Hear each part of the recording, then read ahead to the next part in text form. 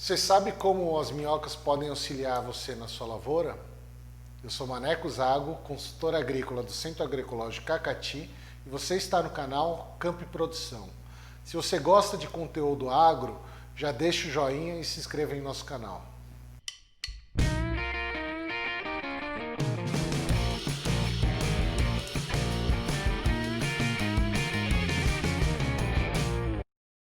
No Brasil, temos aproximadamente 260 espécies de minhocas e algumas delas têm um grande potencial para ser utilizada na agricultura. Para a gente entender melhor como é que a gente vai poder utilizar essas minhocas na agricultura, vamos entender primeiro o hábito alimentar dessas minhocas e a sua distribuição no solo. De acordo com a sua distribuição no solo, a gente pode dividir as minhocas em três grupos distintos: as endogênicas, as epigênicas e as anécicas. As endogênicas são aquelas minhocas que vivem em profundidade no solo, podendo variar aí numa profundidade de 10 centímetros até grandes profundidades, como é o caso do gênero Octolacium, que foi encontrada já no sul da Rússia a 8 metros de profundidade.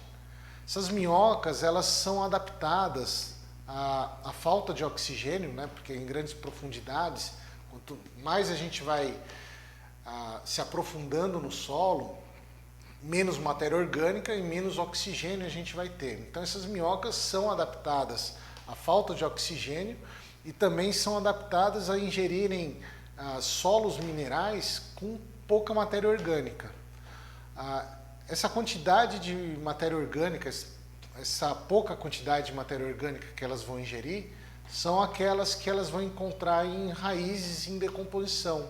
As minhocas endogênicas, elas se deslocam principalmente em solos compactos e têm o hábito de subir para a superfície somente para depositar suas fezes. O problema aqui é que essas fezes, como ela é oriunda de solos minerais com pouca matéria orgânica, o que acaba acontecendo quando ela deposita as fezes na superfície é que acaba colocando uma porção de solo com uma fertilidade menor numa camada de fertilidade maior, que é aquela camada da superfície onde a gente vai desenvolver o nosso trabalho de agricultura.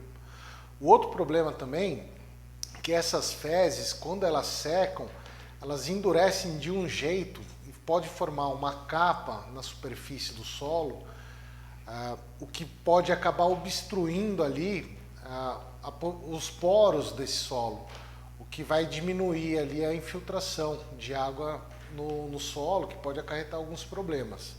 Então essas espécies endogênicas são as espécies que a gente não vai querer utilizar para a nossa agricultura, diferente das outras espécies que a gente vai falar.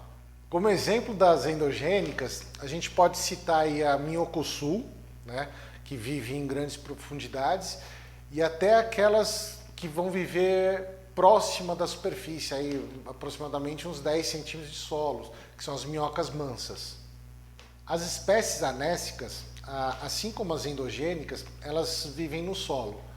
Porém aqui a diferença vai ser no hábito alimentar.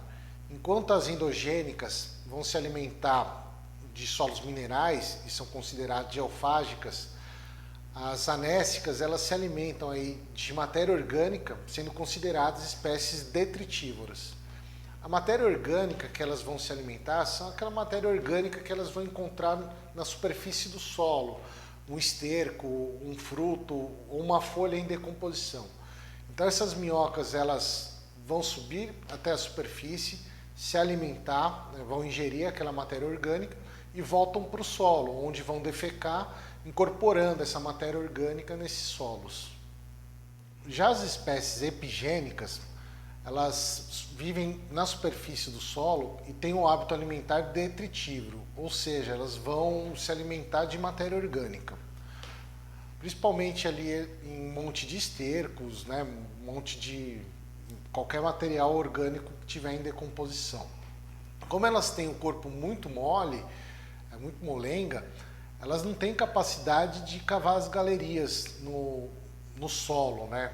Elas vão cavar as galerias ali no monte de esterco, no monte de matéria em decomposição, mas no solo não.